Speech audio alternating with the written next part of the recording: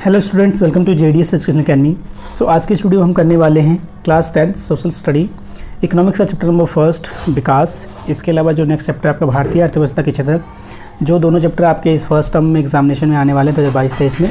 सो जो लोग भी हमारे चैनल पर पहली बार आए हैं, चैनल को सब्सक्राइब करके बेल आइकन को दबा लीजिएगा। मैं आपको बता दूं फ्रेंड कि हमारे चैनल मेनली एसएसटी को डेडिकेटेड है, तो यहाँ पे एसएसटी की आपकी पूरी तैयारी करवाई जाएगी। ये चैप्टर मैं आपको सीबीएसई के थ्रू जो सपोर्टिव मटेरियल प्रोवाइड किया जाता है वहाँ से कवर करवाने वाला हूँ, और उसके बाद जितने भी क्वेश्चन बनते हैं इंपॉर्टेंट वो भी मैं आपको इसी वीडियो में प्रोवाइड कर दूँगा फ्रेंड। सो इस वीडियो को शुरू से लेकर अंत तक जरूर देखिए। तो अगर अभी तक चैनल को सब्सक्राइब नहीं किया तो चैनल को सब्सक्राइब करके बेल आइकन को दबा लीजिएगा, ताकि जैसे मैं नेक्स्ट वीडियो अपलोड करूँ आपके पास नोटिफिकेशन जल्द से जल्द पहुँचे और आप उस वीडियो को देखकर अपनी तैयारी को इंप्रूव कर सकते हैं। सो पहला एग्जाम फ्रेंड आपका एसएसटी का ही है। सो आई होप आपकी तैयारी अच्छी चल रही होगी। अगर नहीं चल रही है तो हमारे साथ आप जुड़ के अपनी तैयारी को इंप्रूव कर सकते हैं। इसके अलावा जिस भी चैप्टर में आपको डाउट है आप कमेंट बॉक्स में लिख दीजिएगा, मैं आपको उस वीडियो प्रोवाइड कर दूंगा फ्रेंड। सो नाउ स्टार्ट करते हैं चैप्टर नंबर 1 विकास। सो यहाँ पे एक शॉर्ट समरी दी हुई है कि विकास को हम किस तरीके से डिनोट कर सकते हैं, कैसे मेज़र कर सकते हैं। तो सबसे पहले मैं आपको बता दूं कि विकास के हर एक के मायने अलग अलग होते हैं। इंग्लिश में इसको डेवलपमेंट बोलते हैं। तो अगर मैं आपको एज ए स्टूडेंट पूछूं कि आपके लिए विकास क्या है, तो आप कहेंगे सर अगर मेरे नंबर अच्छे आ गए तो इसका मतलब मैं क्या हूँ, मेरे लिए वही विकास कहलाएगा। ऐसे ही सेम अगर मान लो एक साइंटिस्ट है तो उसके लिए क्या हुआ कि मेरे को अच्छा अचीवमेंट मिल जाए। एज अ टीचर मैं क्या सोचूंगा कि भाई मेरी प्रमोशन हो जाए। तो हर एक पर्सन की जो विकास की थ्योरी होती है, डेफिनेशन होती है, क्या हो सकती है, भिन्न भिन्न हो सकती है। यानी प्रत्येक व्यक्ति या समूह के विकास के लक्ष्य भिन्न भिन्न हो सकते हैं और कई बार इनकी प्रकृति परस्पर विपरीत भी हो सकती है ना। मैंने वही बोला कि हर एक के लिए क्या है, डेफिनेशन अलग अलग है। ठीक है। वैसे नॉर्मल विकास का मतलब है जब एक देश में नॉर्मल यातायात के साधन बढ़ जाए, संचार के साधन बढ़ जाए, आपका स्टैंडर्ड ऑफ लिविंग अच्छा हो जाए, है ना, जीवन स्तर अच्छा हो जाए, तो आपके लिए क्या कहलाएगा, वही विकसित पर्सन कहलाएगा, है ना। तो विकास का यहाँ पे हर एक का पर्सन का मतलब क्या हो सकता है, अलग अलग हो सकता है। एक बात देखते हैं यहाँ पे, अब एक बात करते हैं कि मापदंड कैसे करते हैं, हम विकास को कैसे मेज़र करेंगे। तो यहाँ पे सीबीएसई के थ्रू आपको 2-3 टॉपिक दिए हुए हैं, जैसे शॉर्ट में एक फ्लोचार्ट के थ्रू। जैसे सबसे पहले बोला हुआ कि मानव विकास सूचकांक की रिपोर्ट, तो ह्यूमन डेवलपमेंट इंडेक्स क्या कहता है। इसके अंदर हम 3 चीज़ों को इंक्लूड करते हैं, शिक्षा के आंकड़े, लोगों का स्वास्थ्य और प्रति व्यक्ति आय।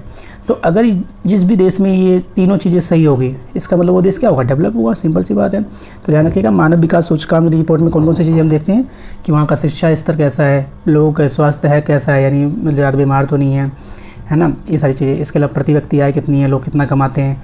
तो जब ये चीज़ें आप स्टडी करोगे तो उसका मतलब वो क्या आएगा, कहलाएगा आपका ह्यूमन डेवलपमेंट इंडेक्स।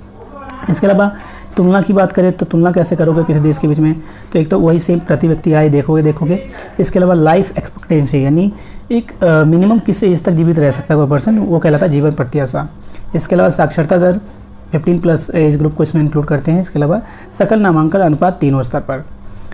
ठीक है। तो इसमें इसके थ्रू हम क्या करेंगे, तुलना करेंगे। और नेक्स्ट है, अगर राज्यों के बीच में तुलना करना हो कि कौन सा विकसित है कौन सा नहीं है, तो उसमें हम क्या देखते हैं, मेनली शिशु मृत्यु दर किस राज्य की कितनी है, साक्षरता दर कितनी है, निबल उपस्थिति अनुपात कितना है। तो जहाँ पे हम इन तीनों चीज़ों को मेज़र करते हैं तो उससे हम राज्यों के बीच में भी तुलना कर सकते हैं। तो ध्यान रखिएगा, अभी सारी चीज़ें मैं आपको डिटेल में समझाने वाला हूँ। इसके अलावा बात करते हैं कि विश्व बैंक के अनुसार देशों का वर्गीकरण, यानी जो वर्ल्ड बैंक है उसके अनुसार देश को किस तरीके से डिवाइड किया जा सकता है, तो वो भी इनकम के बेस पे ही करेंगे, यानी आय के बेस पे ही करेंगे। वो कैसे, जैसे कि उच्च आय वर्ग के देश की प्रति व्यक्ति आय कितनी होगी, कम से कम $12,736 प्रति वर्ष। ध्यान रखिएगा, हम जितनी भी कंपैरिजन करेंगे वो डॉलर की फॉर्म में करेंगे। तो अगर किसी देश की इनकम ₹12,736 है तो वो क्या कहलाएगा, उच्च आय वर्ग का देश कहलाएगा, विकसित देश कहलाएगा। सिंपल सी बात है। इसके अलावा विकसित अर्थव्यवस्था, जैसे मध्य पूर्व के देश की जो इनकम होती है प्रति वर्ष, वो कितनी होती है, $1570 प्रति वर्ष। क्लियर है। तो ये मध्य पूर्व देश कहलाएगा। और निम्न आय वर्ग के देश कौन से कहलाएंगे, जिसकी प्रति वर्ष जो आय होगी वो $1045 से कम होगी। तो ये मेजरमेंट आप याद रखिएगा, निम्न में आएगा 1045 से कम, मध्य में आएगा 1570 तक, और जो डेवलप होगा उच्च आय वर्ग का होगा उसकी जो इनकम होगी कम से कम $12,736 होगी। नेक्स्ट बात करते हैं शिशु मृत्यु दर किसे कहते हैं। तो शिशु मृत्यु दर किसे कहते हैं, किसी देश में पैदा हुए 1000 जीवित बच्चों में से 1 वर्ष की आयु से पूर्व मरने वाले शिशुओं का अनुपात, यानी 1 वर्ष में जितने बच्चे पैदा हो रहे हैं और अगर 1 वर्ष के अंदर कितने लोग मर रहे हैं, वही उन दोनों का अनुपात क्या कहलाएगा फ्रेंड, आपका शिशु मृत्यु दर कहलाएगा। नेक्स्ट साक्षरता दर। साक्षरता दर क्या होती है? साक्षरता दर 7 वर्ष या उससे अधिक वर्ष की आयु के लोगों में साक्षर जनसंख्या का अनुपात कहलाता है। यानी 7 वर्ष से प्लस अगर किसी को मान लो साइन करना भी आता तो वो भी क्या कहलाएगा? साक्षर कहलाएगा। तो साक्षरता दर में हम 7 वर्ष से ऊपर के पर्सन को लेते हैं फ्रेंड, ये ध्यान रखिएगा। नेक्स्ट है आपका निबल उपस्थिति अनुपात। तो ये क्या कहलाता है? निबल उपस्थिति अनुपात 6 से 10 वर्ष की आयु के स्कूल जाने वाले कुल बच्चों को का उस आयु वर्ग के कुल बच्चों के साथ प्रतिशत अनुपात क्या कहलाता है? आपका निबल उपस्थिति अनुपात। यानी 6 से 10 वर्ष के बच्चे कितने स्कूल जा रहे हैं और टोटल कितने बच्चे हैं 6 से 10 साल के बच्चे, उन सबका अनुपात क्या कहलाएगा? आपका वही कहलाएगा निबल उपस्थिति अनुपात। इसके अलावा प्रति व्यक्ति आय या फिर औसत आय, ध्यान रखिएगा प्रति व्यक्ति आय को ही क्या बोलते हो आप? औसत आय बोलते हो, एवरेज इनकम बोलते हो, जिसको आप कैसे निकालते हो? कुल राष्ट्रीय आय को कुल जनसंख्या से, यानी टोटल नेशनल इनकम कितनी है आपकी और कुल जनसंख्या कितनी है, उन दोनों को डिवाइड कर दोगे तो क्या आ जाएगा? प्रति व्यक्ति आय आ जाएगा। नेक्स्ट है आपका BMI, यानी बॉडी मास इंडेक्स बोलते हैं इसे। तो BMI से भी क्वेश्चन बनते हैं आपके। वो क्या है? जिससे शरीर का द्रव्यमान सूचकांक पोषण वैज्ञानिक किसी वयस्क के अल्प पोषित होने की जांच कर सकते हैं। यानी BMI के थ्रू आप क्या बताओगे? कोई जो व्यक्ति है वो पोषित है या फिर अल्प पोषित है। अल्प पोषित का मतलब सिंपल है कि हेल्थी है, बेटर कंडीशन में है, फिट है, और अल्प पोषित का मतलब मान लो कुपोषित है, उसको खाने पीने का नहीं मिला, कमज़ोर है, इस तरीके की चीज़ें। तो इससे हम क्या नापते हैं? क्योंकि वही व्यक्ति अल्प पोषित है या फिर पोषित है। ये कैसे नापेंगे? तो ये ध्यान रखिएगा, यदि ये है BMI जो होता है अगर 18.5 से कम हो तो व्यक्ति क्या कहलाएगा? कुपोषित कहलाएगा, यानी कमज़ोर कहलाएगा। और अगर किसी व्यक्ति की जो BMI है, बॉडी मास इंडेक्स, अगर वो 25 से ऊपर है तो क्या कहलाएगा? मोटापे से ग्रस्त कहलाएगा। तो ये ध्यान रखिए, BMI का मेजरमेंट ऐसे होता है, 25 से ऊपर आएगा तो मोटापा कहलाएगा और 18.5 से कम आया तो कुपोषित कहलाएगा, और इसके बीच में रहेगा तो न्यूट्रल कहलाएगा। नेक्स्ट है आपका मानव विकास सूचकांक की गणना में भारत का जो 131वां स्थान था, ध्यान रखिएगा 2020 में जो ह्यूमन डेवलपमेंट इंडेक्स आया था उसके अकॉर्डिंग भारत कितने नंबर पे था? 131 नंबर में। टोटल देश कितने फ्रेंड आपके? तो 196 है। तो 196 में हमारा जो नंबर था 2020 में वो था 131वां। इसके अलावा कुछ याद रखने योग्य बातें बताई गई है इसमें, वो क्या क्या देखते हैं। पहला कह रहा है अर्थव्यवस्था। अर्थव्यवस्था क्या है? यानी इकोनॉमी बोलते हैं इसे। इकोनॉमी क्या होता है? एक ऐसा ढांचा होता है जिसके अंतर्गत लोगों की आर्थिक क्रियाओं का अध्ययन किया जाता है। यानी एक मान लो ये एक पर्टिकुलर एरिया, इसमें लोग क्या काम कर रहे हैं, कितनी अर्निंग हो रही है, कैसे अर्निंग हो रही है, किन कामों में इन्वॉल्व है, ये सारी चीज़ें जब हम देखते हैं तो क्या कहलाएगी? हमारी अर्थव्यवस्था कहलाएगी। क्लियर हो गया। नेक्स्ट आर्थिक विकास। आर्थिक विकास यानी इकोनॉमिक डेवलपमेंट क्या कहलाएगा? एक ऐसी प्रक्रिया है जिसके द्वारा एक अर्थव्यवस्था की वास्तविक प्रति व्यक्ति आय दीर्घ अवधि में बढ़ती है। तो आर्थिक विकास का मतलब है कि एक ऐसी प्रक्रिया है जिसमें अर्थव्यवस्था के अंदर जितने भी व्यक्ति होंगे उसकी प्रति व्यक्ति आय क्या होगी? हर साल बढ़ती रहेगी दीर्घ अवधि में, लॉन्ग टाइम पीरियड में ध्यान रखें, शॉर्ट टाइम पीरियड में नहीं बढ़ता कभी भी किसी की इनकम, लॉन्ग टाइम में ही बढ़ती है। तो जब लॉन्ग टाइम में क्या होगी? किसी प्रति व्यक्ति आय बढ़ेगी तो क्या कहलाएगा? आर्थिक विकास कहलाएगा। इसके अलावा लोगों या समूहों का प्राथमिक लक्ष्य क्या होता है? अधिक आय पाना। इसके अतिरिक्त बराबरी, स्वतंत्रता, सुरक्षा, आदर भाव एवं अन्य लक्ष्य। अब कह रहा है कि ध्यान रखिएगा कोई भी देश केवल विकसित प्रति व्यक्ति आय से ही नहीं हो जाती है, इसके अलावा भी कुछ चीज़ें मायने रखती है। वो क्या मायने रखती है? जैसे इक्वालिटी, सबको बराबर का अधिकार मिलना चाहिए, स्वतंत्रता यानी सबको फ्रीडम होनी चाहिए अपनी बातें रखने के लिए, प्रोटेक्शन यानी अपने देश में सुरक्षित महसूस करना चाहिए आपको, आदर भाव, सभी मिलजुल के रहना चाहिए। तो अगर प्रति व्यक्ति आय के साथ ये चीज़ें भी क्या होगी? इंक्लूड हो जाएगी तो क्या कहलाएगा? कोई भी देश डेवलप कहलाएगा। यानी केवल प्रति व्यक्ति आय से ही हम किसी देश को विकसित नहीं कह सकते। अब ऐसा भी हो सकता है कि किसी देश की प्रति व्यक्ति आय ज़्यादा हो लेकिन उसमें ये सारी चीज़ें नहीं हो तो क्या डेवलप कहलाएगा? वो नहीं कहलाएगा, विकसित नहीं कहलाएगा, ये ध्यान रखिएगा। नेक्स्ट है आर्थिक नियोजन। आर्थिक नियोजन क्या है? इकोनॉमिक प्लान क्या है? देश के संसाधनों का लाभ उठाकर देश के विकास को योजनाबद्ध रूप से बढ़ाना। यानी इकोनॉमिक प्लान का मतलब सिंपल है कि जितने भी हमारे देश में रिसोर्सेज है उसका इस्तेमाल करके अपने देश को क्या करना? विकसित करना। सिंपल सी बात है। नेक्स्ट है देशों के मध्य तुलना करने के लिए उनकी आय सबसे महत्वपूर्ण विशिष्टता समझी जाती है। और ये बात कह रहा है कि भाई अगर किसी देश के बीच में कंपैरिजन करना है तो सबसे बेस्ट ऑप्शन क्या है? वहाँ की प्रति व्यक्ति आय देख लो कि इनकम कितनी है किस देश की। जिस देश की इनकम ज़्यादा होगी वो भाई डेवलप कहलाएगा, जिसकी नहीं होगी वो लेस डेवलप कहलाएगा, जिससे मैंने आपको पहले फ्लो चार्ट में बता दिया था। नेक्स्ट है देश के मध्य विकास को नापने के लिए औसत आय के साथ सार्वजनिक सुविधाओं की उपलब्धता, स्वास्थ्य सेवाएं, जन्म व मृत्यु दर, जीवन प्रत्याशा, प्रदूषण मुक्त वातावरण आदि मानकों का भी प्रयोग किया जाता है। ठीक है फ्रेंड। तो ये भी मैंने बता दिया था ऑलरेडी कि है अगर किसी भी दो देशों के बीच में क्या करना है, डेवलपमेंट देखना कि कौन सा डेवलप है, कौन सा विकास कर रहा है नहीं कर रहा है, तो उसके अंदर औसत आय यानी एवरेज इनकम के साथ हम प्रति व्यक्ति आय के इनकम के साथ क्या देखते हैं, ये सारी भी चीज़ें देखते हैं कि उनको गवर्नमेंट ने कितनी फैसिलिटी दे रखी है, स्वास्थ्य सुविधाएं कैसी है, जन्म दर कितना है, मृत्यु दर कितना है, जीवन प्रत्याशा कितनी है, प्रदूषण मुक्त वातावरण उनको मिल रहा है नहीं मिल रहा है। तो ये सारी चीज़ें के साथ आप क्या कर सकते हो, दो देशों के बीच में कंपैरिजन भी कर सकते हो। नेक्स्ट है आपका प्रत्येक देश के लिए औसत आय की गणना अंतर्राष्ट्रीय मुद्रा डॉलर में ही की जाती है। ये ध्यान रखिएगा, जब भी आप औसत आय निकालोगे तो उसको आप डॉलर के फॉर्म में ही निकालोगे। तो ये भी बात क्लियर होगी आपको। नेक्स्ट है आपका मानव विकास सूचकांक। तो ह्यूमन डेवलपमेंट इंडेक्स क्या कहता है, ये कहता है आय व अन्य कारकों की समाकेतित सूची। इसके आधार पर किसी देश की उसकी गुणवत्ता के आधार पर वर्गीकृत किया जा सकता है। यह विभिन्न देशों में विकास के स्तर का मूल्यांकन करने का मापदंड है। यानी ह्यूमन डेवलपमेंट इंडेक्स क्या है फ्रेंड, इसके थ्रू आप किसी देश को विकसित या फिर अविकसित कह सकते हो, आराम से घोषित कर सकते हो। तो ठीक है, ह्यूमन डेवलपमेंट इंडेक्स क्या बताता है, कोई देश विकसित है या फिर नहीं है। इसमें देशों की तुलना लोगों के शैक्षिक स्तर, स्वास्थ्य स्तर और प्रति व्यक्ति आय। और मैंने स्टार्टिंग में आपको बताया था फ्लो चार्ट में कि ह्यूमन डेवलपमेंट इंडेक्स में हम क्या क्या चीज़ देखते हैं, तो उस देश की शैक्षिक स्तर कैसा है, लोग पढ़े लिखे हैं कि नहीं, कितने पढ़े लिखे हैं, स्वास्थ्य सुविधाएं कैसी है, इसके अलावा प्रति व्यक्ति आय कितना है, ये सारी चीज़ें। अब यहाँ पे एक टेबल बनाया हुआ है, यहाँ पे दिया हुआ है आधार कि किस आधार पे आप किसी देश को विकसित बोलोगे और विकासशील बोलोगे। विकसित का मतलब वहाँ पे कोई कमी नहीं है, विकासशील का मतलब है क्या, हम धीरे धीरे आगे की ओर बढ़ रहे हैं। तो हमारा देश विकासशील में आता है फ्रेंड, ये ध्यान रखिएगा। सबसे पहले आप परिभाषा की बात करें विकसित देश की, तो विकसित देश किसे कहेंगे, वह देश जिसकी औद्योगिकरण की गति व प्रति व्यक्ति आय क्या हो, अधिक हो, यानी बहुत ज़्यादा इंडस्ट्री हो वहाँ पे और हर एक की इनकम क्या हो, बहुत ज़्यादा अधिक हो। जबकि विकासशील किसे कहेंगे, वह देश जिसकी औद्योगिकरण की गति क्या हो, गति और प्रति व्यक्ति आय क्या हो, अधिक ना हो। ठीक है, इसके अलावा स्थिति की बात करें कि उस देश की स्थिति कैसी होती है विकसित देश की, तो ये आत्मनिर्भर व समृद्ध होते हैं, जबकि विकासशील गरीब व अन्य पर निर्भर रहते हैं, इन दूसरे पर डिपेंडेंट रहते हैं। लेकिन विकसित देश कभी भी दूसरे पर डिपेंडेंट नहीं रहता। संसाधनों का उपयोग कैसा करते हैं विकसित देश, तो ये पूरा प्रयोग कर लेते हैं, पूर्व प्रयोग कर लेते हैं, जबकि विकासशील देश अपने संसाधनों का पूरा उपयोग नहीं करते। जैसे लद्दाख में हमारे पास बहुत सारे यूरेनियम है, लेकिन अभी तक हमने उसका इस्तेमाल नहीं कर पाए। ठीक है, यानी जितने भी रिसोर्सेज है उसका इस्तेमाल अभी तक हमने ढंग से नहीं किया है। अब वो उसका रीज़न बहुत सारी कारण हो सकते हैं। जैसे सबसे पहला कारण तो आपका टेक्नोलॉजी ही हो जाएगा। साक्षरता दर, तो जो विकसित देश है उसके उच्च होते हैं साक्षरता दर, जबकि जो विकासशील होते हैं उसके निम्न होते हैं। विकास एवं समृद्धि, तो उच्च प्रौद्योगिकी विकास होता है इसका, और जबकि जो विकासशील होता है उसके प्रौद्योगिकी के लिए दूसरों पर निर्भर रहते हैं, ये ध्यान रखिएगा। नेक्स्ट है आपका गरीबी व बेरोजगारी, तो डेवलप देशों में कम होता है जबकि विकासशील में ज़्यादा होता है। अर्थव्यवस्था के मुख्य योगदान, तो ध्यान रखिएगा हमारे 3 सेक्टर होते हैं, प्राइमरी सेक्टर, सेकेंडरी सेक्टर और टर्शरी सेक्टर, प्राथमिक क्षेत्रक, द्वितीय क्षेत्रक और तृतीय क्षेत्रक। तो विकासशील देश जितने भी होते हैं वो तृतीय क्षेत्रक पे ही ज़्यादा डिपेंडेंट होते हैं, उससे उनको ज़्यादा फायदा होता है, जबकि जो विकासशील देश होते हैं वो प्राथमिक क्षेत्रक में आते हैं।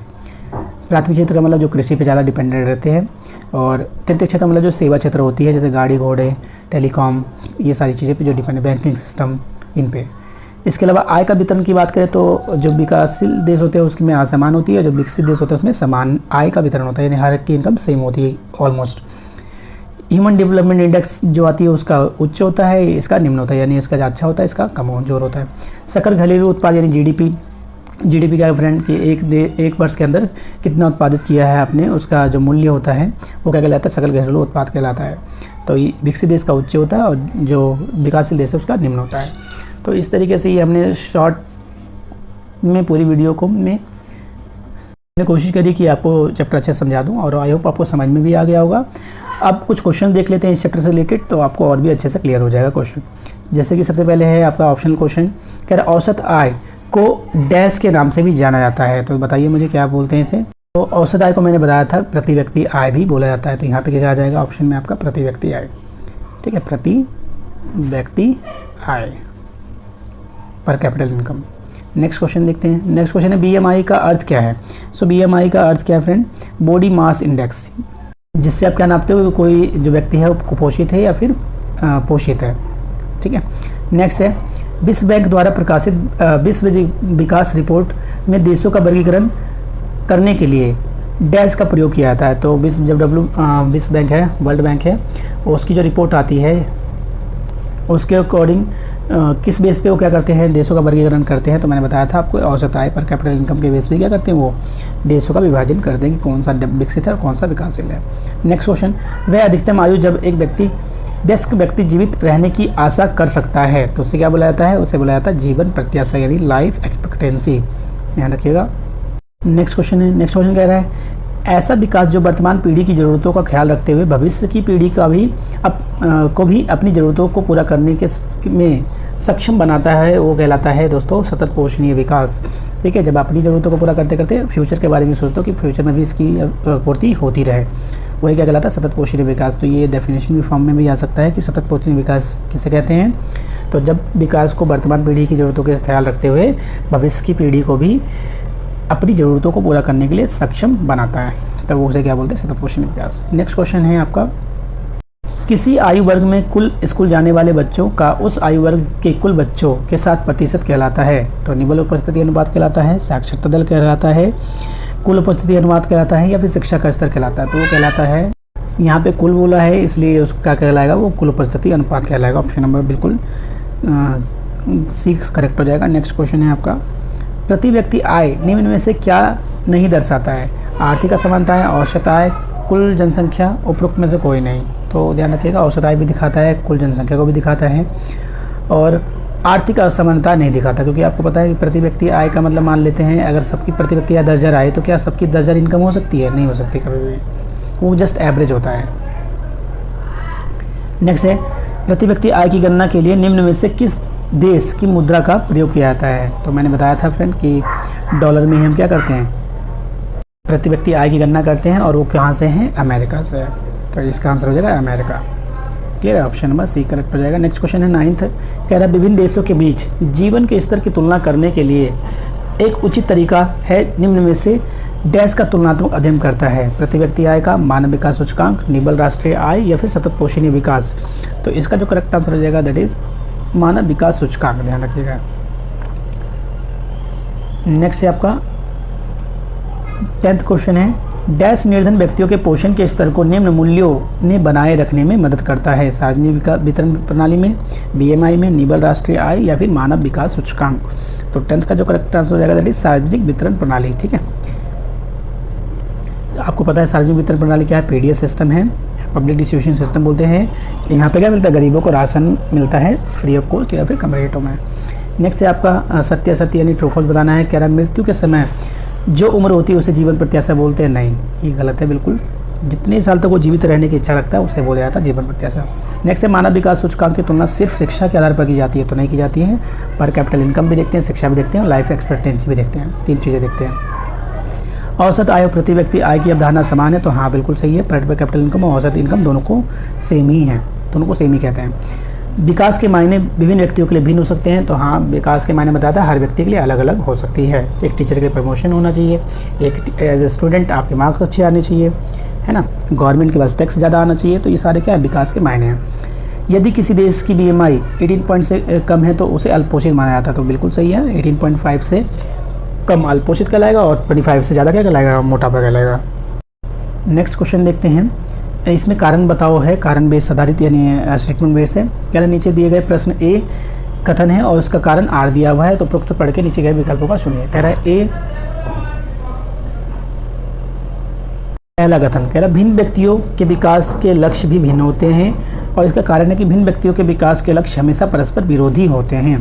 तो 16 का जो करेक्ट आंसर हो जाएगा वो हो जाएगा ए और आर दोनों के दोनों क्या है, सही है, लेकिन आर ए की सही व्याख्या नहीं करता है। क्लियर है फ्रेंड, इस क्योंकि देखो भिन्न व्यक्ति का विकास का लक्ष्य यानी हर व्यक्ति का अपना अपना डेवलपमेंट का लक्ष्य होता है, लेकिन ये एक दूसरे के विरोधी नहीं होते। हर एक का भाई अपना अपना टारगेट होता है, तो विरोधी क्यों होगा, सिंपल सी बात है, विरोध नहीं कर सकता वो किसी दूसरे का, क्योंकि हर एक का टारगेट अपना अपना हो सकता है। तो आपका इसका ऑप्शन नंबर हो जाएगा सेकंड, ए और आर दोनों सही है, लेकिन आर ए की सही व्याख्या नहीं करता है।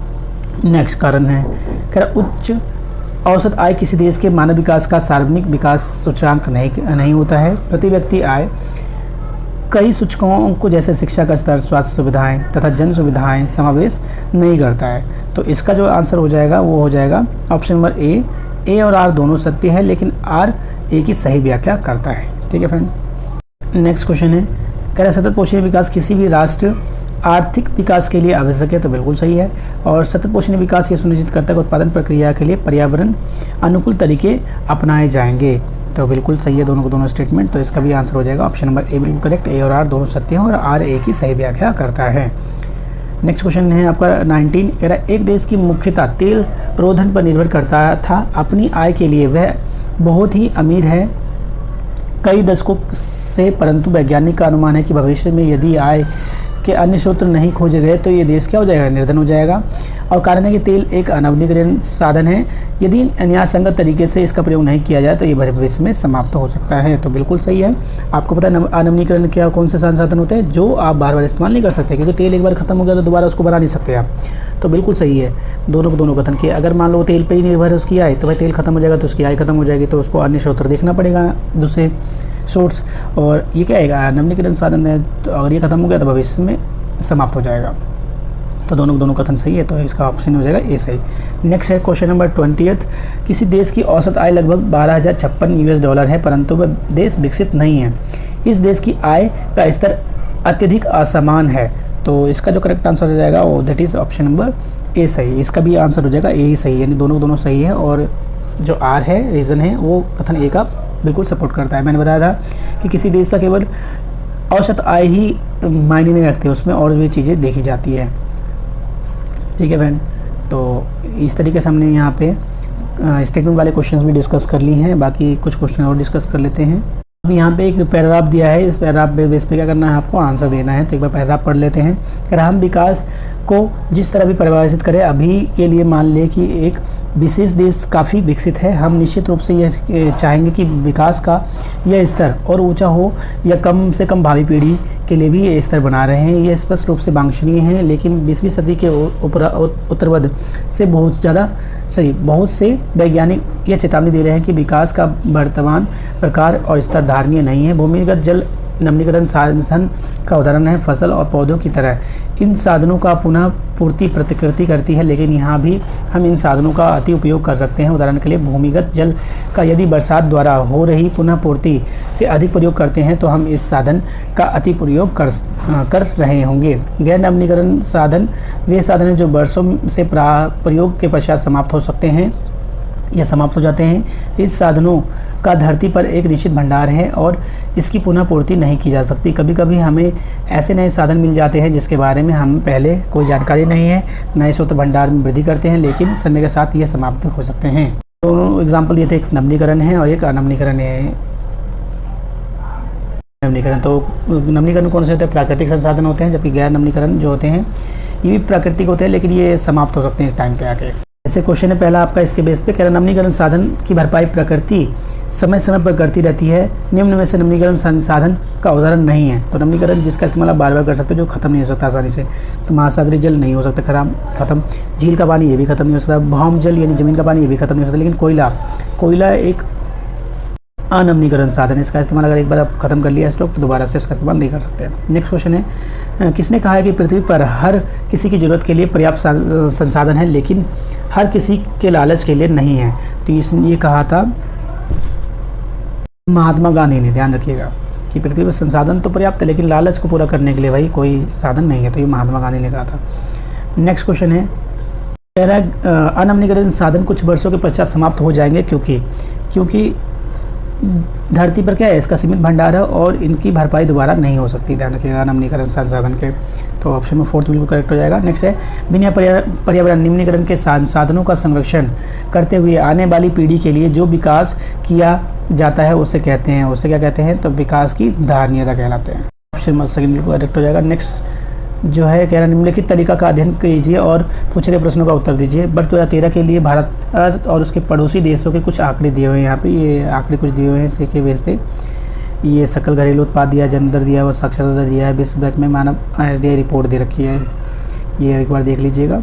इसके बेस पर क्या करना है, क्वेश्चन के आंसर देने हैं। पहला क्वेश्चन, निम्न में से कौन से विभिन्न देशों की तुलना करने के लिए उनका स्वास्थ्य स्तर और प्रति व्यक्ति आय के सूचकांक की भांति प्रयोग करता है और मानव विकास रिपोर्ट तैयार करता है? तो ये करता है फ्रेंड UNDP, ध्यान रखिएगा, ठीक है, UNDP इसका करता है, इसका आंसर हो जाएगा UNDP। नेक्स्ट है, तालिका के अनुसार किस देश में मानव विकास सूचकांक SDI जो है विश्व में सर्वोत्तम है? तो अगर इसमें टेबल में देखें तो श्रीलंका का सबसे बेटर है, रिकॉर्ड दिख रहा है फ्रेंड यहाँ पे, श्रीलंका का बिल्कुल सही है। तो इसका आंसर हो जाएगा श्रीलंका। नेक्स्ट क्वेश्चन है आपका, एक बार टेबल को आप ध्यान से पढ़ लीजिएगा। पोषण के स्तर को मापने का उच्च तरीका क्या है? तो ध्यान रखिएगा, मैंने बताया था, इसका आंसर हो जाएगा BMI की गणना, बॉडी मास इंडेक्स। ठीक है, पोषण स्तर नापने के लिए क्या करते हैं हम? BMI का इस्तेमाल करते हैं। नेक्स्ट, BMI की गणना के लिए निम्नलिखित को क्रम में लगाइए। तो इसका जो आंसर हो जाएगा ये हो जाएगा ऑप्शन नंबर C बिल्कुल कर, पहले सेकेंड आएगा व्यक्ति का वजन देखते हैं, फिर आप अब देखते हैं व्यक्ति की लंबाई लेने के लिए दीवार पर चिन्ह लगाना और सिर सीधा करके नापना, फिर आ जाएगा आपका सेंटीमीटर में नापी गई लंबाई को मीटर में बदलना, फिर आ जाएगा आपका फोर्थ किलोग्राम के लिए किए गए वजन को मीटर में ली गई लंबाई से भाग देना। सो इस वीडियो में इतना ही फ्रेंड। नेक्स्ट वीडियो में आपको इसके 3 मार्क्स के क्वेश्चन और 5 मार्क्स के क्वेश्चन के आंसर भी जल्दी ही प्रोवाइड कर दूँगा। So इस वीडियो में thank you so much, thank you for watching video. If you like my video then please do like and subscribe my channel friend. Thank you so much and all the best.